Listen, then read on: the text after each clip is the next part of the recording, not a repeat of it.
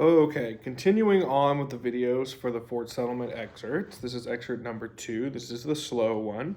What I'd like to do first is just play it and then talk a little bit about the stuff to look out for and what you need to be doing.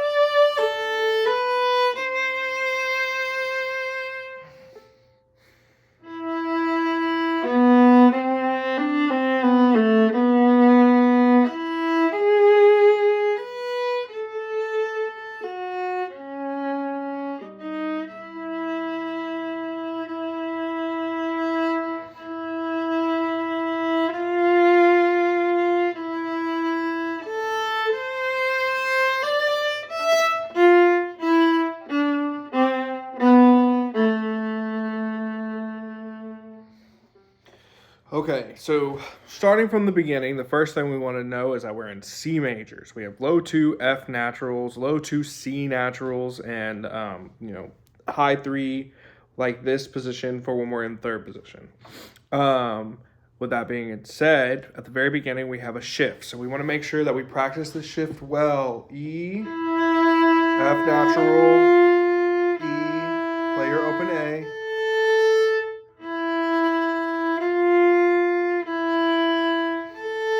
So now we know what it's supposed to sound like, and we can practice that shift.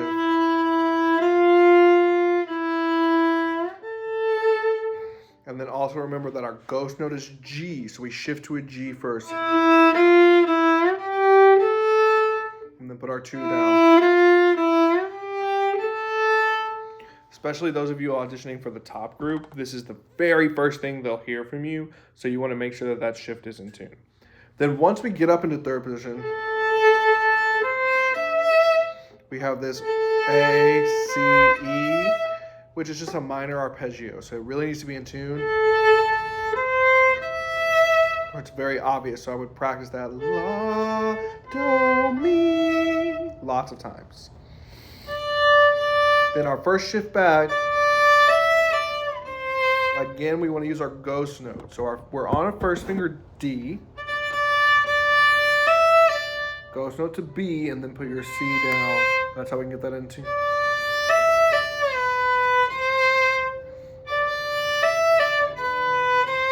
Let me just get rid of our ghost note. Okay? There's lots of dynamics in this, so you want to make sure that we're using our whole bow and using our bow speed and bow lay to really say the dynamics. Subito piano right there, right? Then make sure that at the end of the first line that we grow all the way to forte. Whole bows throughout. Okay? Next part is mezzo forte. So we come down a little bit, but not a lot. Crescendo to forte. Make sure that high 3, again, this is an arpeggio. E major, and it's an inversion. Make sure it's in tune. Okay? Then at the end of the second line, we're going to have our fourth finger on A, F sharp, and then we're going to play a low 4 C sharp. So it looks like this. That way we have our second finger still there to reference, because now it's just, we can put our third finger down a half step and our fourth finger down a half step. And then a low 1, D sharp, back to 1, E. The other option is that you play it in first position with an extension. You can go.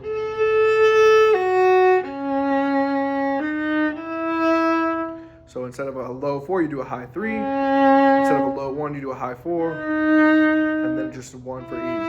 So both options again. 4, 2, low 4, low 1, 1, or 4, 2, high 3, high 4, 1. Okay? And then at the end, we have another crescendo back up to forte, but instead of being, coming back down and being super pretty, we have accents.